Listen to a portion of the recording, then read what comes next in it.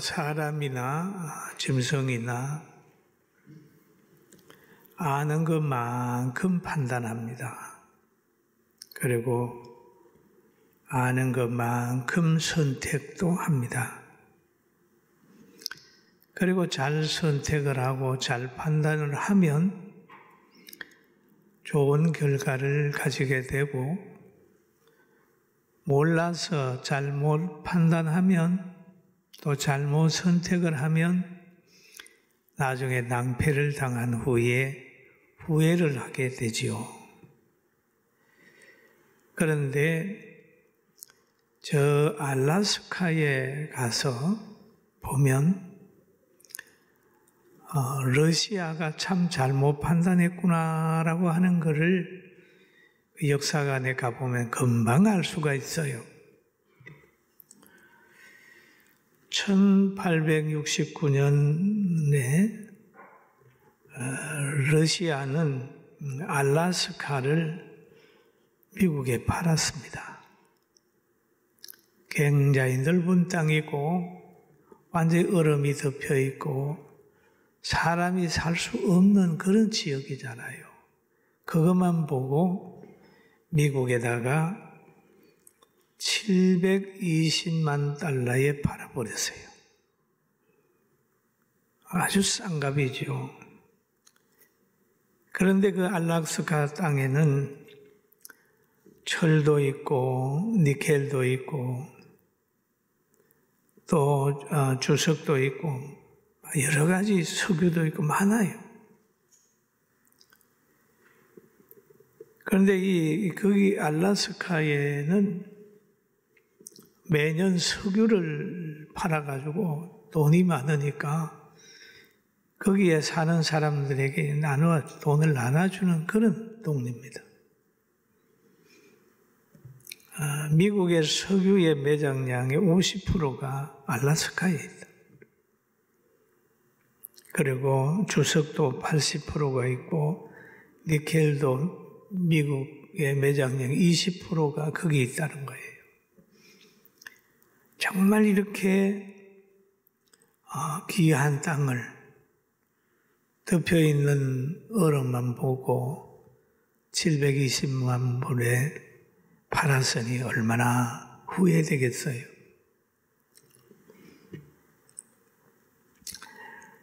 그리고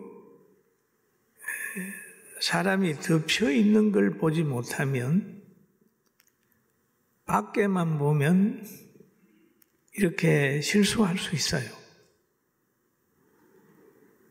그러나 러시아는 몰랐지만 미국은 안 겁니다. 그래서 샀어요. 이것이 우리에게 주는 교훈이 있습니다. 우리도 신앙생활 하는 거, 예수 믿는 거 가볍게 여기고 그러다가 나중에 가서 천국에 가는 그때 아이고 내가 엄청나게 귀한 그런 선택을 못했구나 하면서 가슴 치며 후회할 수 있으니 여러분 예수님 안에서 가지고 있는 이 진리를 발견하게 되기를 주의 이름으로 축원합니다.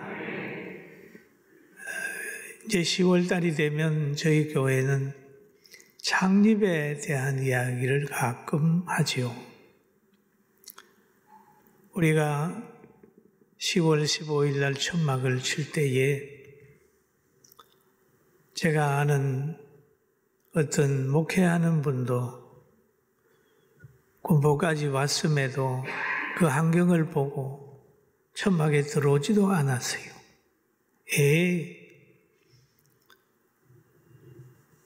겨울에 문턱에서 저 천막 저거 되겠나? 한 달만 입고 있으면 눈 오고 바람 불면 그냥 저렇게 될 텐데 저거 되겠어? 잘못 판단했다고 얘기를 하더라고요. 그가 생각하기에는 바보스럽고 잘못 판단하고 미련하게 보였는데 저와 제 아내의 마음 속에는 하나님의 약속이 있습니다. 성령의 역사로 불붙어 있었어요. 아무것도 보이지 않아요. 환경을 보면 불가능하지만 그래도 성령의 감동이니까 하나님 역사하겠지 하고 천막을 쳤습니다.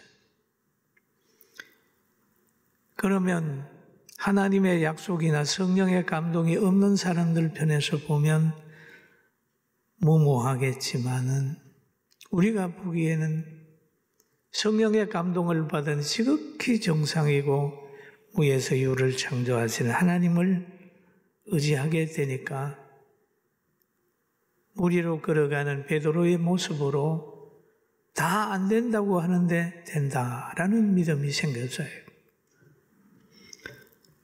여러분, 진리와 성령의 역사가 있는 곳에는 다른 사람이 다 안 된다, 힘든다, 슬프다고 해도 된다, 기쁘다 라고 하는 걸로 나타나는 거예요. 할렐루야. 다른 것입니다. 그리고 예수님께서도 오늘 가르친 말씀에 세 가지 비유를 우리에게 알려주셨습니다. 세 가지 비유를 보면은 감추어진 보배, 보물에 대한 이야기를 하고 있고, 진주를 구하는 장사에 대한 비유, 고기 잡는 비유, 세 가지 비유를 통해서 지금 진리를 설명을 하고 있습니다. 제일 먼저 비유 중에 감추인 보화 비유에서는 이렇게 말씀을 하고 계셔요. 천국은 마치 밭에 감추인 보화와 같으니 사람이 이를 발견한 후 숨겨두고 기뻐하며 돌아가서 자기의 소유를 다 팔아 그 밭을 사느니라 라는 말씀을 하고 있습니다. 그러면 천국에 대해서 감추어진 사람이 있고 천국의 보화를 찾은 사람이 있다는 거죠. 감추어진 사람과 찾은 사람. 예를 들어서 알라스카의 강물자원, 지하자원이 많은 것이 감추어진 사람, 모르는 사람과 그 자원을 아는 사람의 차이가 있잖아요. 모르는 사람은 그냥 헐값에 팔고 아는 사람은 사는 거예요. 여기에서 보면 감추인 보화, 천국인 보화는 여기 보니까 감추인 보화라. 모두에게 다 드러난 보화가 아니고 감추인 보화라. 성경에 보면은 부자 청년이 있습니다. 부자 청년이 있는데 부자 청년을 보니까 이 청년이 돈이 많다는 것은 부모를 잘 만났다는 거잖아요. 그래서 그리고 여기에 보면 이 청년은 어려서부터 하나님의 말씀을 지켰습니다 한 걸 보면 부모님이 철저하게 신앙교육을 한 것으로 보입니다. 바리새인이 아닌가 싶어요. 그런데 늘 마음에 허전함이 있었던지 구원에 대한 갈망이 있었습니다. 영생에 대한 갈망이 있어서 예수님께 나와서 질문을 했어요. 그 예수님이 율법을 아느냐라고 했을 때 지켰느냐 뭐 이런 물어봤을 때 예, 어려서부터 했습니다 라고 할 때 주님이 이 청년에게 하늘의 보화를 주고 싶은 생각이 있었습니다. 하늘의 보화를. 그래가지고 예수님께서 그를 향하여 말합니다. 내가 온전하고자 할진대 가서 내 소유를 팔아 가난한 자들에게 주라. 그리하면 하늘의 보화가 내게 있으리라. 할렐루야. 하늘의 보화를 주려고 하시는 거예요. 그래서 너가 그 가지고 있는 거 팔아서 가난한 사람에게 줘. 그럼 내가 하늘의 보화를 너에게 줄게. 부자가 가지고 있는 것은 임시성입니다. 여러분, 아무리 부자라도요, 그 부를 가지고 영원히 살 수 없잖아요. 다 버리고 가는 거예요. 그러니까 가난한 사람에게 주라. 구제하라. 그렇게 얘기하잖아요. 그리고 하늘의 보화가 내게 있으리라. 그런데 이 부자 청년은 하늘의 보화보다는 자기가 가진 땅의 보화에 더 관심이 있었어요. 그래서 그 물질 때문에 근심하면서 예수님의 물 떠났다라고 하는 내용이 기록이 되어 있습니다. 성경에 보면 그 청년이 재물이 많음으로 이 말을 듣고 근심하며 가니라. 우리가 신앙생활 하려고 하다가 보면 자기를 부인하지 못해서 자기가 가지고 있는 옛 생활에 안 좋은 습관을 버리지 못해서 신앙생활은 하고 싶은데 그냥 왔다가 이 부자 청년처럼 떠나는 거예요. 여러분, 물질만이 부자를 얘기하는 건 아닙니다. 자기의 개성도 부자처럼 될 수 있어요. 자기 개성, 자기의 지식, 자기의 배경, 이런 가지가 부자 떠나는 이유가 되는 거예요. 물질만의 얘기가 아닙니다. 사랑하는 성도 여러분, 하나님이 부를 때 하늘의 보화를 생각하게 되길 주의 이름으로 축원합니다. 아멘. 바울 사도가 하늘의 보화를 생각했기 때문에 그 청춘을 그게 다 바치고 난 순교했습니다. 그 순교자들 보면은 하늘의 보화를 깨달은 분들이 그렇게 됐습니다. 무엇보다도 보화를 깨닫고 진주를 잘 깨달아서 정말 그 진주의 가치를 다시 한번 깨닫고 쟁취하는, 선택하는 지혜와 분별력이 있기를 주의 이름으로 축원합니다. 그리고 오늘 세 번째 비유 속에 나타난 걸 보면 또 천국은 마치 바다에 치고 각종 물고기를 모으는 그물과 같으니 그렇게 얘기를 합니다. 여러분, 고기가 그물에 잡히는 것은 자기의 의도가 아니잖아요.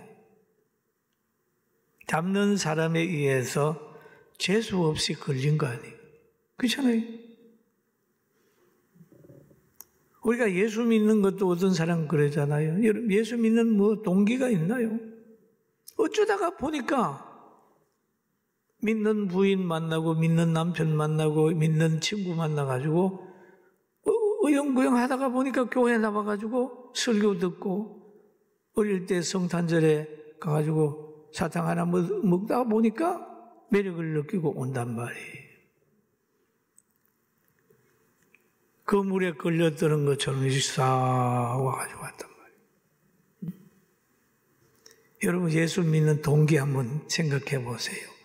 여러분들이 믿으려고 힘써서 믿었습니까? 안 그렇잖아요. 고기가 바다에서 그 물에 잡힌 것처럼 그렇게 우리가 신앙생활 하는데 지금 와 있지 않습니까? 그런데 거기에서 보면은 고기를 잡아가지고 먹을 수 있는 고기는 그릇에 담고 안 그런 고기는 버린다는 거죠. 그 물에 가득함에 물가로 끌어내어 앉아서 좋은 것은 그릇에 담고 못된 것은 내버리느니라 라고 했죠. 여러분, 교회 온다고 해가지고 다 예수 믿습니까? 1000명, 10,000명 온다고 해서 다 성령 받습니까? 안 그렇더라고요.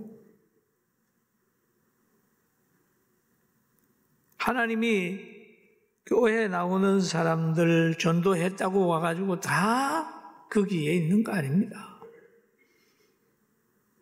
하나님이 그 중에 성령 줘가지고 믿음 줘서 그렇게 남는 사람도 있지만 그렇지 않는 것은 내보내는 거죠. 그래서 마태복음 13장 49절에 보니까 세상 끝에도 우리 한번 같이 보실까요? 그물에 가득함에 끌어내고 앉아 좋은 것은 그릇에 담고 못된 것을 내버리느니라.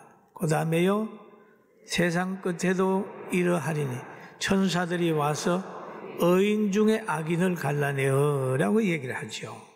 여러분, 저는 오늘 예배당에 앉아 예배드리는 여러분, 정말 좋은 고기편에 들어가서 이렇게 은혜 받고 직분자 되고 찬양대 되고 할렐루야 하게 되니까 축복받은 줄로 믿습니다. 아멘. 축복받았어요. 전도 받을 때에는 불신자, 악인 중에서 하나님이 택자를 불러냈어요. 악인 중. 불러내가지고 구원시켰습니다. 그런데 말세에 가게 되면은 의인 중에 악인을 한다는 거예요. 의인의 무리 중에, 교회 중에서, 교인 중에서, 의인의 무리 중에서 악인을 뽑아내가지고 한다는 거죠. 그러면 성경에서 의인과 악인을 어떻게 고르느냐 하는 거죠. 계시록 19장 8절에 보니까 이런 말이 있죠.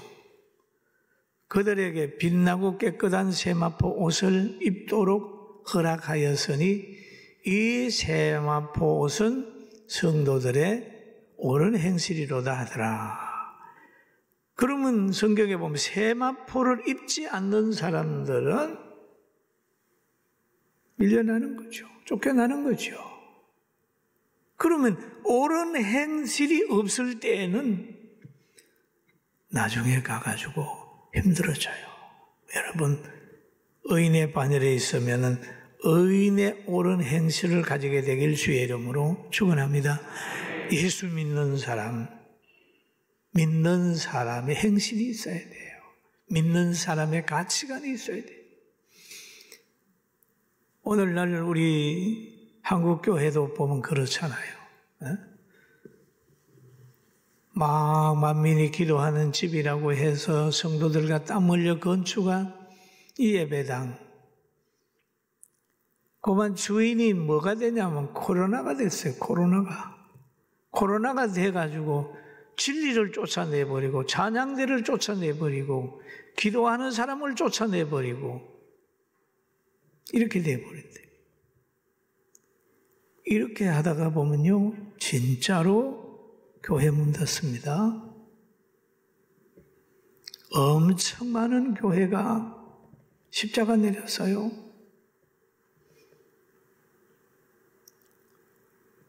하나님이 세상의 주인이고 질병을 물리치고 병을 치료해주는 전능하신 하나님을 믿을 때 역사가 나타나지, 코로나에 쫓겨가지고 절절절절 매면 믿음 없잖아요. 믿음 없는 사람은 뭡니까? 의인의 반열에서 밀려나는 거예요. 여러분, 절대 교회에 오는데 병 걸릴까봐 두려워하지 말고 오히려 교회가 하나님의 품이요, 예수님 하나님 앞에 예배 드리니까 지켜줄 줄로 믿고 나와야 돼요. 할렐루야. 아멘. 세상 사람들은 자꾸 교회를 그런 모이는 걸 반대하는 겁니다. 저는 요즘에 제가 연속극을 보다 보니까 안 좋은 역할을 하는 사람의 목에 십자가가 다롱다롱 달려 있어요.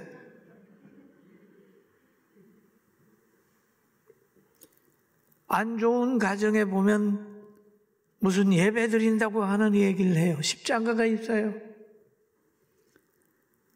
야, 문화적인 공격 대단히 많이 하는구나. 그렇잖아요. 아이고, 예수 믿는 집도 저러네? 예수 믿는 것들이 저래? 지금 세상은 우리가 알지 못하는 상황 속에서 십자가와 교회를 굉장히 나쁘게 평가하도록 만들고 있습니다.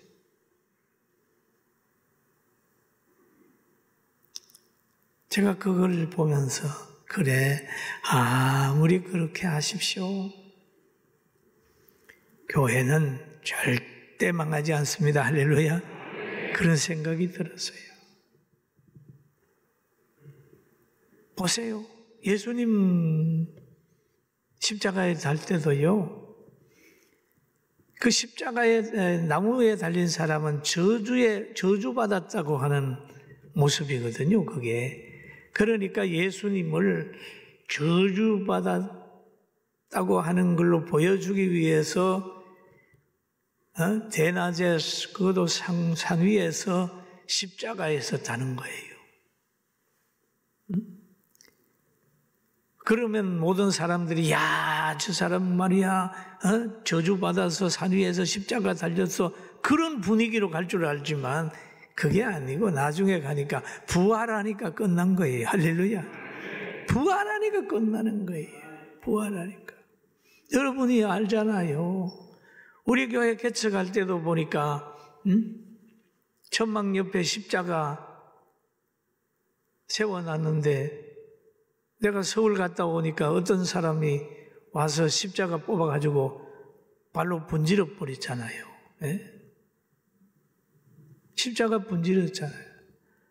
여러분, 십자가가 내린다고 십자가가 내려지고 십자가가 분질러진다고 분질러집니까? 우리 마음 속에 있는 십자가, 진리를 믿는 믿음, 성령 안에서 역사하는 것은 아무리 더러운 문화 공격을 한다 할지라도 문제가 없다는 거예요. 믿습니까? 성령 받아야 된다니까요. 회개해야 된다니까요.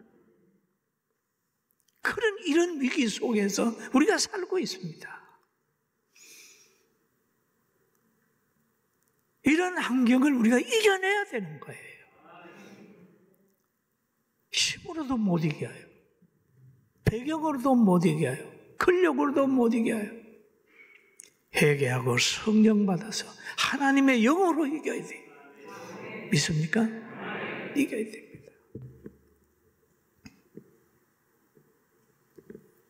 그리고 오늘 이 본문에 그렇잖아요. 의인 중에서 악인을 갈라내어. 내가 구원받았으니까, 내가 직분자니까, 내가 체험했으니까, 그게 안주하고 있는 것보다는 매일 깨어서 기도하면서 하늘의 상급을 쌓길 주의 이름으로 축원합니다. 그래서 바울 사도가 그랬잖아요. 나는 매일 죽노라. 나를 처복종시킨다는 얘기를 하면서 전하고 버림받지 않도록 한다 그러잖아요. 또 보세요. 예수님의 12 제자 중에 얼마나 영광스러운 직분입니까? 그런데도 그 가운데 제자의 반열에 섰지만은 그 가운데 가룟 유다 봐요. 의인 중에, 제자 중에 그게 악인. 실패하잖아요. 가룟 유다를 보고 예수님 말씀을 차라리 태어나지 않았으면 좋을 뻔했다 라고 하는 인생이 됐잖아요. 여러분, 우리가 예수 믿으면서 차라리 저 사람 예수 안 믿었으면 날 뻔했어 라고 하는 평가받지 말고,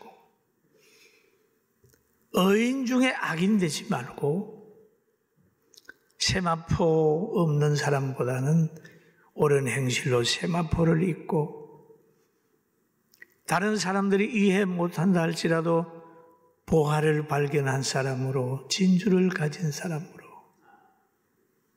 그러게 담을 수 있는 좋은 고기로 생활하게 되기를 주의 이름으로 축원합니다. 아멘. 그러면 의인 중에 악인을 갈라내가지고 어떻게 하시겠다는 겁니까? 마태복음 13장 50절 한번 읽어볼까요? 같이 봅니다. 시작. 풀무불에 던져 넣으리니 거기서 울며 이를 갈리라. 그렇게 얘기하잖아요. 나는 의인 속에 들어있으니까 나는 뭐 괜찮을 거야. 그게 아닙니다. 때로는 이런 심판이라고 하는 것이 찾아옵니다.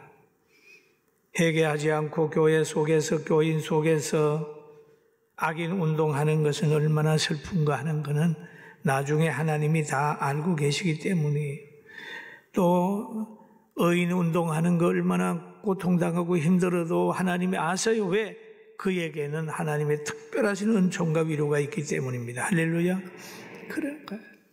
이제 우리 교회는 오늘부터 더 열심히 기도하고 회개하여 성령 받고 성령의 능력을 힘입어서 분별의 영을 가지고 이 세상을 이겨나가게 되기를 주의 이름으로 축원합니다. 신앙생활하는 것이 기쁘고 즐거운, 기쁘고, 이 기쁘고 즐거운 일은 아무도 몰라요. 왜? 자기 밭에 보화를 진 거 모르는 사람은 모르는 거예요. 그러나 보화를 발견한 사람은 전 재산을 들여서 그 밭을 사도요, 기쁘고 즐거운 거. 그러나 보화를 가지고 있는 걸 팔아버린 사람은 나중에 가면 어떻게 될까요? 사랑하는 성도 여러분, 기쁨과 즐거움으로 신앙생활 잘하고 고난의 길은 상급의 길로 생각하고 고난 속에서 찬양하며 영광 하나님께 돌리고 살게 되기를 주의 이름으로 축원합니다. 할렐루야. 기도드리겠습니다. 지금은 우리 주 예수 그리스도의 은혜와 하나님의 능력과 그리스도의 사랑하심이 사랑하는 성도들과 귀한 가정과 하는 생업 위에, 사업 위에, 우리 대한민국 위에, 한국교회 위에, 해외 나가 있는 선교사들 위에, 우리 모두들 위해 지금부터 영원 무궁토록 함께 있을지어다. 아멘.